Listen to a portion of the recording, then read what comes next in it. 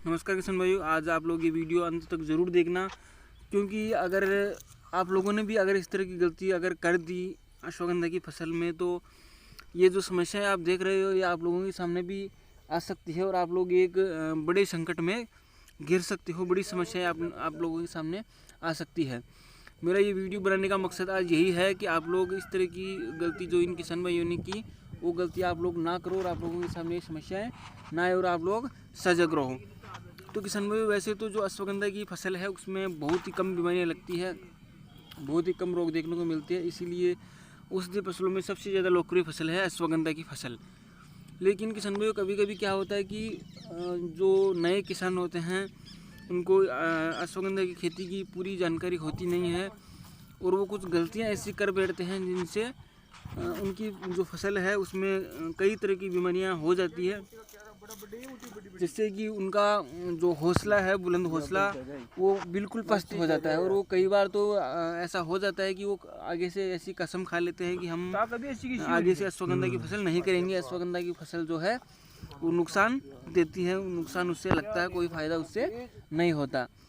तो किसान भाइयों, ये सब समस्याएं, ये सब चीज़ें आपके साथ में ना हो, इसलिए आज मैं इस वीडियो के ज़रिए आप लोगों को पूरी जानकारी देना चाहता हूँ।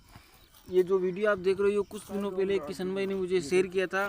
अपनी समस्या उन्होंने बताई थी कि उनका जो खेत था उनमें जो अश्वगंधा के पौधे थे वो बहुत सारे पौधे उनके सूख गए थे और उनका ट्रीटमेंट भी मैंने उनको बताया।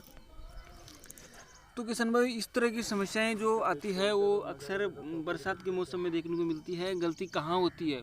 बरसात के मौसम में गलती हम कहाँ करते हैं? बरसात के मौसम में आप लोगों को उस खेत का चुनाव करना है जिसमें पानी नहीं भरता हो। अगर खेत में अगर पानी भरा रह गया तो जिसकी वजह से भी ये समस्याएं आ सकती है। दूसरी चीज़, आप लोगों को जब आप लोग अपने खेत में बीज डालो, चाहे बरसात के मौसम में डालो या फिर सर्दी के मौसम में, तो आप लोगों को बीज को उपचारित जरूर कर लेना है। अब बीज को उपचारित करने के लिए आप लोग ट्राइकोडर्मा ले सकते हो, M45 ले सकते हो, और 1 किलो बीज को उपचारित करने के लिए 3 से 4 ग्राम ट्राइकोडर्मा या M45 के पाउडर की ज़रूरत होती है। बीज के ऊपर हल्का सा गोमूत्र छिड़ककर 3 से 4 ग्राम 1 किलो बीज के लिए ट्राइकोडर्मा का पाउडर लेकर उसमें अच्छे से मिलाकर आप लोगों को छाया में 2-3 घंटे के लिए बीज को सुखा देना है। उसके बाद में ही बुआई करनी है। ऐसा करने से जो इस तरह की जो समस्याएं हैं, फंगस की समस्या, वो नहीं होती। दूसरी चीज़ आप लोगों को ये ध्यान में रखनी है कि आप लोगों को जो अश्वगंधा की फसल में उसमें पानी कम से कम देना है शुरुआती 1 महीने में। जब तक उसका जो बीज है उसका अंकुरण जो है पूरे तरीके से नहीं हो जाता, जब तक उसका अंकुरण पूरा नहीं हो जाता तब तक ही आप लोगों को थोड़ा जल्दी पानी देना है। 3 या 4 दिन में आप पानी दे सकते हो 1 महीने तक। जब उसका जर्मिनेशन पूरी तरीके से हो जाए उसके बाद में आप लोगों को पानी में अंतराल रखना है। कम से कम 20 या 25 दिन का आपको अंतराल रखना ही है। 15 दिन से पानी तो आप लोगों को बिल्कुल नहीं देना है। अगर 15 दिन से पानी आप दोगे तो आप कई तरीक़ों से आपकी फसल को वो नुकसान पहुंचाएगा। एक तो उसमें फंगस लगने की संभावना हो जाएगी। दूसरी चीज़, उसकी जो जड़ें हैं वो सीधी नहीं रहेगी, चारों तरफ उसकी जड़ें फट जाएगी। चाहे आप कितना भी महंगा बीज ले लो, जोहर 20 का ले लो या चाहे किसी भी वैरायटी का बीज ले लो, उसकी जड़ें चारों तरफ फट जाएगी और सीधी उसकी जड़ें नहीं रहेगी। अगर जड़ें सीधी उसकी नहीं रहेगी तो आप लोगों के सामने जब उसकी हार्वेस्टिंग आप करोगे, कटाई करोगे, तो भी आप लोगों के सामने समस्या आएगी। बाज़ार में लेके जाओगे बेचने के लिए तो भी कीमत उनकी कम हो जाएगी। तो आप लोगों को एक बात ध्यान में रखनी है कि जल्दी जल्दी इसकी फसल में पानी नहीं देना है। 15 या 20 दिन का गैप अवश्य रखना है, चाहे वो बरसात की फसल हो चाहे सर्दी की। हाँ, बरसात की फसल में अगर आपका जो खेत है उसमें पानी भरता है तो आप लोगों को जो ढलान वाला खेत है जहाँ पर पानी नहीं भरता हो, ऐसे खेत का चुनाव करना है। दूसरी बात, अगर आप लोगों के सामने ऐसी समस्याएं आ गई है, आप लोगों ने बीज को उपचारित किया फिर भी ऐसी समस्याएं आ रही है, तो फिर आप लोगों को क्या करना है?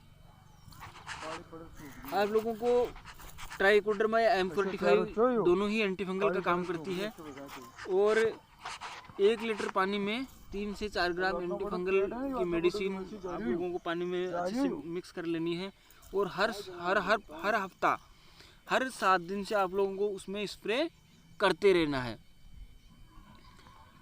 अगर समस्या बहुत ही कम है, बहुत ही कम देखने को मिल रही है, तो आप लोगों को ऐसा इंतज़ार नहीं करना है कि ये समस्या छोटी सी है और ये यहीं रुक जाएगी। इस चीज़ का आप लोगों को इंतज़ार नहीं करना है। जो M45 या ट्राइकोडर्मा है इतनी महंगी नहीं मिलती, और आप लोगों को अगर थोड़ा सा लगे कि फंगस आपकी फसल में लग गया है, पौधे सूख रहे, तो आप लोगों को ये ट्रीटमेंट तुरंत चालू कर देना है, इंतज़ार नहीं करना है। क्योंकि किसान भाई अगर इस तरीके से आप लोगों की फसल में ज़्यादा फंगस लग गया तो फिर ये जो समस्या है ये आपके बस में नहीं आएगी। फिर हम कितनी भी महंगी अगर दवाइयाँ डालेंगे तो ये समस्या जो है कंट्रोल में नहीं होगी। तो आप लोगों को समय रहते इस समस्या से निपटने की तैयारी कर लेनी है। दूसरी चीज़ किसान भाई, आप लोगों को एक चीज़ ध्यान में रखनी है कि अगर आप लोग सर्दियों में भी अश्वगंधा आप लोगों ने लगाया हो, तो सर्दियों में आप लोगों को अगर आप क्यारी से इसको पानी दे रहे हो तो आप लोगों को ज़्यादा अंतराल रखने की ज़रूरत है। अगर आप फव्वारे सिस्टम से आप फव्वारे या फिर ड्रिप सिस्टम से पानी दे रहे हो तो समस्या आपके सामने कम आने का चांस है। लेकिन अगर आप लोग क्यारी से इसमें अगर पानी दे रहे हो तो आप लोगों को ज़्यादा सतर्क होने की सख्त ज़रूरत है।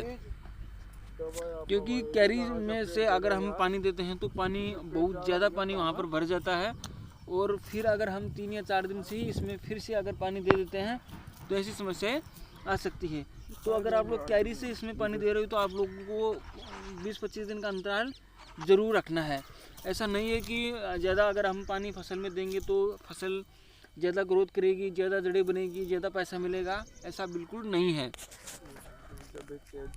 पानी का आप लोगों को बिल्कुल ध्यान रखना है। एक चार्ट आपको तैयार कर लेना है कि आप लोगों को पानी कितने दिन में देना है। ऐसी गलतियां आप लोगों को बिल्कुल नहीं करनी है, क्योंकि जो नए किसान रहते हैं उनको जो पुरानी फसलों में पानी देते थे उसी हिसाब से उसमें पानी दे देते हैं, जिससे ऐसी समस्या उनके सामने आ जाती है। तो किसान भाई इन बातों का आप लोग ज़रूर ध्यान रखें, ऐसी समस्या आपके सामने बिल्कुल नहीं आएगी। और फिर भी किसी किसान भाई के सामने ऐसी समस्याएं आती है तो आप लोग मुझे ज़रूर बताएं और थोड़ा जल्दी बताएं, ताकि समय रहते उसका समाधान मैं आप लोगों को बता सकूं और आप उस समस्या से जल्द छुटकारा पा सको। किसान भाई मेरा व्हाट्सअप नंबर भी आप लोगों को स्क्रीन पर भी मिल जाएगा और डिस्क्रिप्शन बॉक्स में मिल जाएगा। धन्यवाद।